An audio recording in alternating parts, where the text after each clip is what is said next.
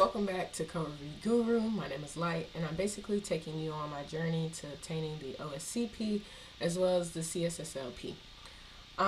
So on our last adventure, we tried to pretty much download everything to get prepared for DVWA. I actually installed and then uninstalled that application, but when I tried to reinstall it again, something went awry. And so I'm currently working on that to see how I can get it back up again. In the meantime, I said to myself, oh, okay, well, I'll just do like a hacker site and record that. So I actually tried to do Defend the Web, but that site seems to be down. So this is like my last attempt here. However, luckily I had you see HackerOne has, like, obviously Capture the Flag, so I was like, okay, let me just go ahead and do that. Yeah, so let me go ahead and pull that up.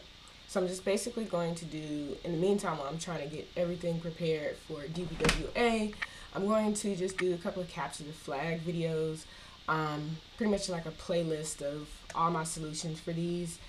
Don't watch if you don't want to know the solution. That's all I got to really say about that one. But yeah, each video is just going to be the solution to each and every individual one of these. So starting today with Trivial, and I went ahead and clicked on it. And yeah, so I immediately saw this and was like, there's nothing on here, so I gotta go to the source code.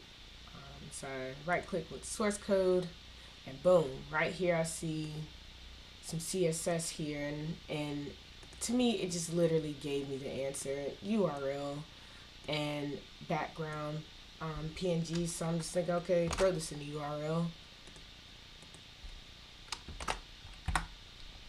and boom. So that's the first capture flag, and HackerOne has it where they indicate it here, the flag. So I'll be doing a couple of these videos today and releasing them. Yeah, in the meantime, I'll be working on DVWA to see how I can get that back up so that we can really dive into that. But I don't want to get too far behind on playing around with things. So yeah, see you in the next video.